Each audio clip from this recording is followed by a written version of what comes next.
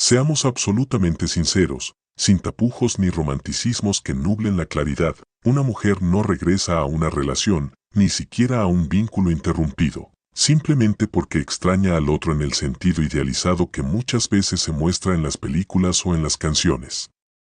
No vuelve porque, de repente, en la quietud de la madrugada, haya tenido una epifanía mística sobre cuánto significaba esa persona en su vida. Tampoco regresa porque su corazón haya despertado con una pasión renovada, ardiente y eterna. La verdad es mucho más compleja, mucho más humana y, si somos honestas, bastante más incómoda de aceptar. Su regreso rara vez nace del amor puro, sino de una necesidad psicológica profunda que se ha visto amenazada. Cuando una mujer decide volver después de un periodo de ausencia total, ese silencio deliberado en el que ni mensajes, ni llamadas, ni señales cruzan el puente entre ambos, no lo hace movida por la nostalgia romántica, sino por una conmoción interna provocada por la pérdida repentina de una posición emocional que daba por sentada. Durante el tiempo previo a esa separación, ella se había acostumbrado a un cierto orden. No necesariamente explícito, pero sí muy real, era ella quien decidía cuándo dar un gesto de cercanía, cuándo retirarse, cuándo responder y cuándo hacerse esperar. Y, sin que quizá lo notara plenamente, contaba con que, al otro lado, siempre habría alguien dispuesto a esperar, a insistir, a buscarla. Esa disponibilidad constante, aunque no fuera verbalizada como amor, funcionaba como una red de seguridad emocional. Le daba control. Le daba previsibilidad. Le daba, incluso, un sentimiento de poder, pero entonces, algo cambia. No es un grito. No es una confrontación. Es un silencio. Un silencio que no es pasivo, sino intencional. Un silencio que no es indiferencia, sino autonomía. De pronto, ya no hay respuestas. Ya no hay señales. Ya no hay esas pequeñas migas emocionales, un buenos días, un cómo estás, un pensé en ti, que, aunque parezcan insignificantes, mantienen viva la ilusión de que el vínculo sigue latiendo bajo la superficie. Y en ese vacío, algo dentro de ella se resquebraja. No porque lo ame más, sino porque ya no sabe dónde está parada. Ese giro inesperado en la dinámica emocional desestabiliza su equilibrio interno. Porque, como cualquier ser humano, necesita validación. Pero, además, se había acostumbrado a ser el centro de atención en ese vínculo. No necesariamente por ego, sino porque, en la relación, ella era quien movía los hilos, consciente o inconscientemente. Decidía el ritmo. Decidía la intensidad. Y ahora, de repente, ese poder se esfuma. Ya no controla la narrativa emocional. Ya no sabe qué piensa la otra persona, qué hace, con quién habla, si ha seguido adelante. Y ese vacío de información se convierte en un caldo de cultivo para la ansiedad, el miedo y la sobreinterpretación. El miedo no es solo a perderlo. Es más profundo. Es el miedo a que su valor, en los ojos de esa persona, ya no sea el mismo. Es el miedo a que haya sido reemplazada, no solo en la vida del otro, sino en su corazón. Es el miedo a descubrir que, sin su presencia, él ha encontrado paz, incluso felicidad. Y esa posibilidad, por más que intente negarla, la aterra. Porque implica que su influencia no era tan esencial como creía. Que su presencia no era irreemplazable. Y eso, para una mente que se ha sentido segura en su rol de la que decide, es profundamente desestabilizador. Aquí es donde la situación se vuelve aún más compleja. La mayoría de las mujeres no regresan por quién es el otro, sino por lo que su ausencia les ha hecho sentir sobre sí mismas. No regresan por su personalidad, su apariencia, sus logros o sus cualidades.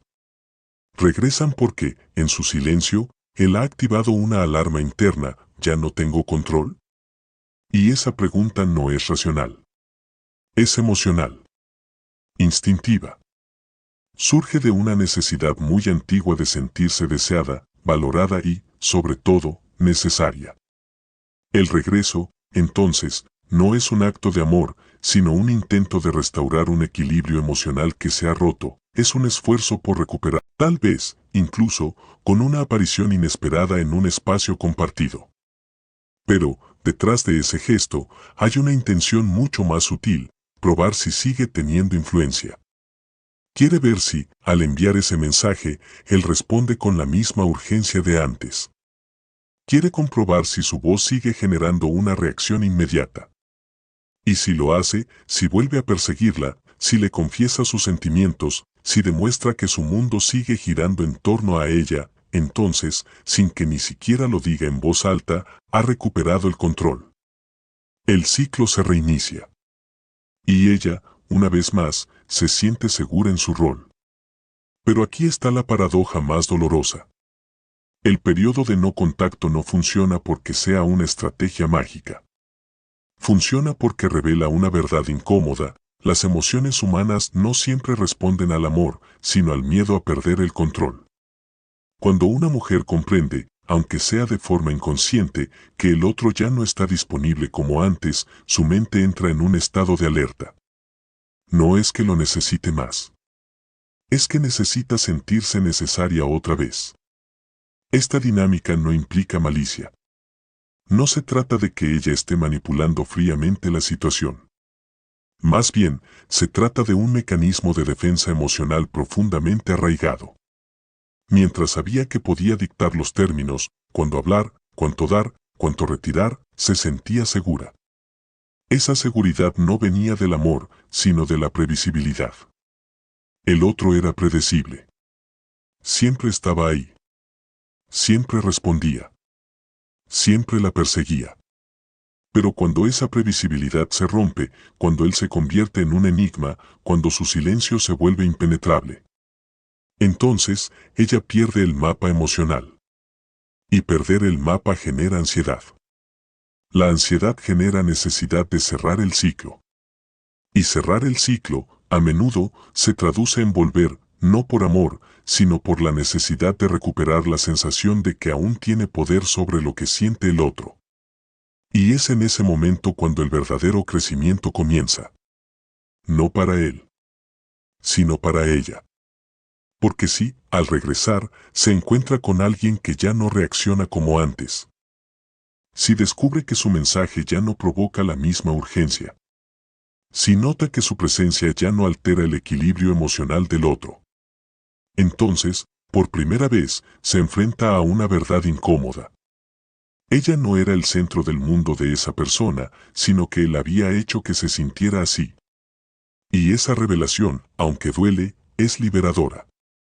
Porque la obliga a mirar dentro. A preguntarse, ¿por qué necesito tanto sentir que tengo control? ¿Qué vacío intento llenar al volver? ¿Estoy buscando a esa persona o buscando sentirme deseada?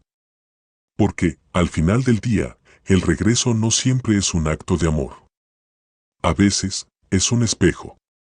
Y en ese espejo, ella no ve al otro, sino su propia necesidad de validación.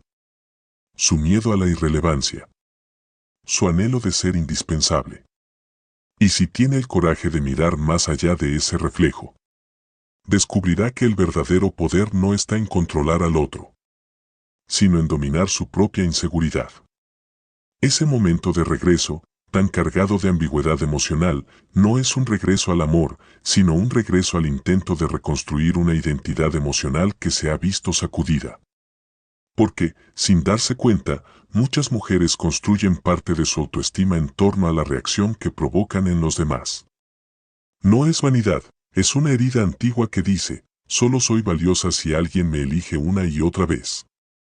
Y cuando ese alguien deja de elegirla, ni siquiera con palabras, sino con silencio, se activa una crisis de identidad más profunda que cualquier ruptura romántica. No se pregunta cómo puedo recuperarlo, sino, en lo más íntimo, ¿quién soy si ya no soy su prioridad? Y esa pregunta, aunque jamás se formule en voz alta, es la que la empuja a escribir ese mensaje, a buscar una señal, a volver al lugar donde una vez se sintió indispensable. Lo irónico es que, en ese acto de regresar, muchas veces creen que están recuperando al otro, cuando en realidad están intentando recuperar una versión de sí mismas que ya no existe. La mujer que regresa no es la misma que se fue. Ha vivido el vacío. Ha sentido la incertidumbre. Ha experimentado el miedo a ser olvidada.